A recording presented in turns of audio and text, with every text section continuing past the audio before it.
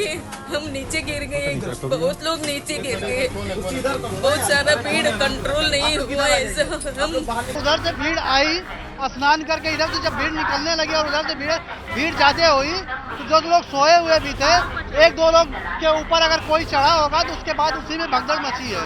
सोए हुए लोग भी काफी लोग दब गए, सामान छोड़ के भाग गए, बहुत से लोग गंगा में कूद गए।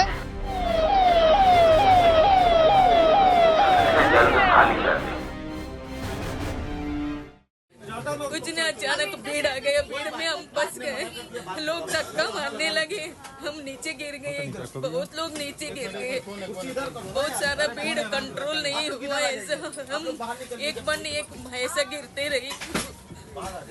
आपके साथ कौन कौन था, कितने लोग थे?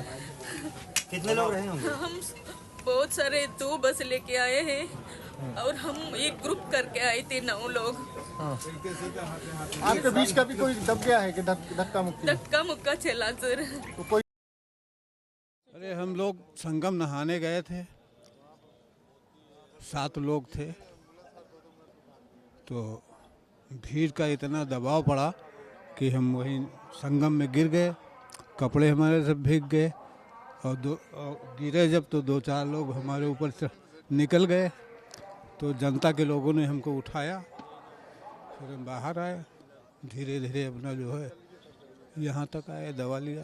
पूरा बैग के साथ सामान खो गया है पूरा, और मेरे मोबाइल बज रहे हैं, उस बैग में मेरी मोबाइल है। मैं ये चाहता हूँ कि मेरी मोबाइल अगर ट्रैक हो जाती तो मैं पा जाता उसको। भगदड़ जब मची तो यहीं पर थे? हाँ, भगदड़ जब बची थी तो मैं यहीं पर था। कैसे क्या हुआ था? लगभग 1 बजे के आसपास इधर की मॉब और इधर की मॉब दोनों कोलैप्स कर गई थी। और उसके बाद शुरुआत कैसे हुई इसकी?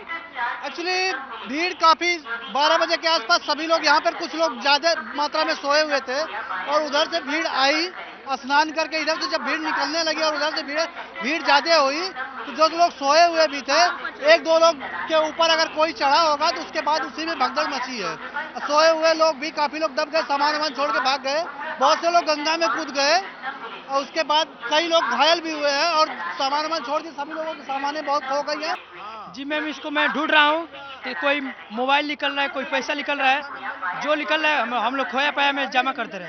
देखिए, निश्चित तौर पे जिस तरीके से महाकुंभ का आयोजन किया जा रहा था, उसकी तैयारियां की जा रही थी, उसमें उत्तर प्रदेश सरकार को केंद्र सरकार की लगातार मदद मिल रही थी और यही कारण था कि खुद अमित शाह भी यहाँ पर पहुंचे थे और उन्होंने भी अमृत स्नान किया था और स्नान किया था और स्नान के बाद उन्होंने साधु संतों के साथ साथ योगी आदित्यनाथ के साथ भी इस अमृत स्नान को लेकर बातचीत की थी।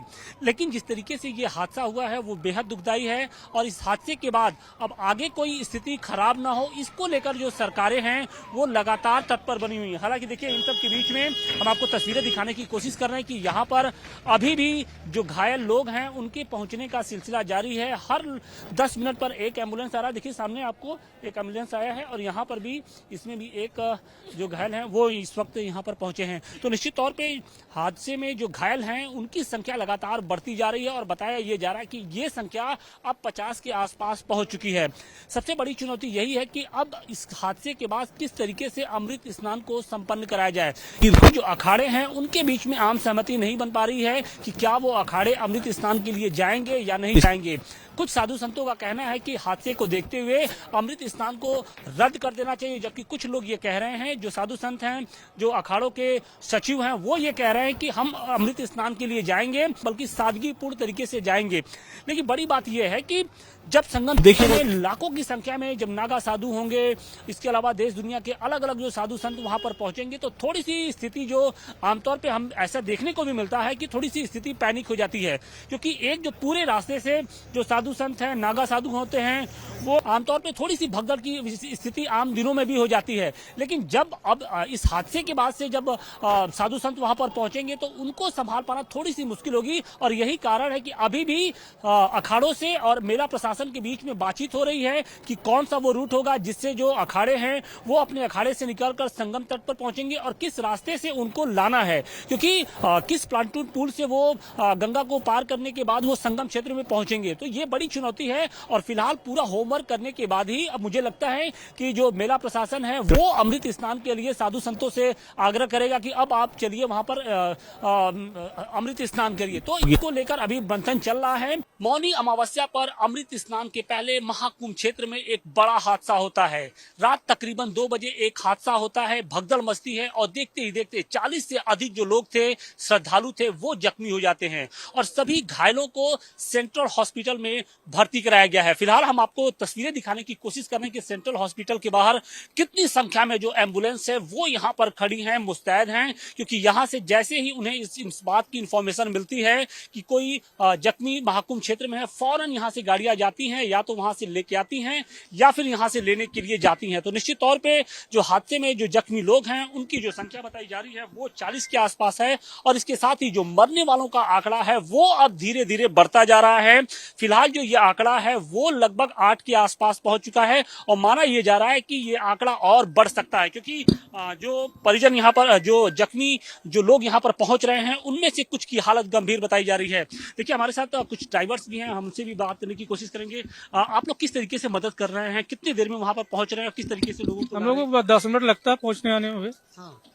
तो जिनको ला रहे हैं उनकी कंडीशन कैसी है, क्या बहुत क्रिटिकल है? खास दिक्कत नहीं थी, बस हाथ पे थोड़ा इधर उधर हो गया, कोई मुश्किल है कोई बहुत वैसी सिचुएशन नहीं, वैसे कोई नहीं। हाँ? कितने लोगों को अभी तक आप लोग ला चुके? अभी हम 2-3 मरीज को लेके आए, लेकिन अब तक उतनी ज्यादा चोट नहीं आई है। ज्यादा कुछ चोट नहीं है? नहीं, किसी आप भी ड्राइवर है? हाँ ड्राइवर है। ये महाकुंभ ये सेंट्रल हॉस्पिटल की नहीं, गाड़ियाँ अपनी हैं, गाड़ियाँ चलाते हैं।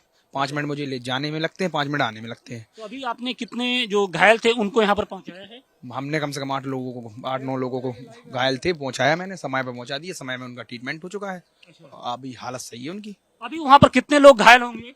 अब वहाँ पे घायल मायल कुछ नहीं है, जो गाड़ियाँ थी गई थी वही लेके आई हैं। कितने कुल पेशेंट होंगे जितने, क्योंकि जो हम गाड़ियां देख रहे हैं यहाँ पर उनकी जो संख्या है लगभग 25 से 30 यहाँ पर है। 40 से अधिक जो लोग हैं वो इस हादसे में जख्मी हुए हैं, जबकि 8 लोगों की मौत हो चुकी है और सभी जो घायल हैं उनको सेंट्रल हॉस्पिटल में भर्ती किया गया है। और वो तस्वीरें भी हम आपको दिखाने की कोशिश कर रहे हैं कि देखिए इन घायलों को यहाँ पर लाने के लिए कितनी तत्परता बरती गई। ये आप एम्बुलेंस की संख्या से आप अंदाजा लगा सकती हैं कि लगभग 2 दर्जन के आसपास जो एम्बुलेंस है वो इस वक्त यहाँ पर मुस्तैद हैं। यानी जैसे ही प्रशासन को कोई जानकारी मिलती है कि कोई अमुक व्यक्ति यहाँ पर संगम क्षेत्र में जख्मी है, उसको तुरंत यहाँ पे लाया जाता है। और आप ये तस्वीरें देखिए कि लगभग 2 दर्जन की संख्या में जो एम्बुलेंस है वो यहाँ पर मुस्तैद है कि जैसे ही इंफॉर्मेशन मिलती है वो यहाँ से मूव कर जाते हैं।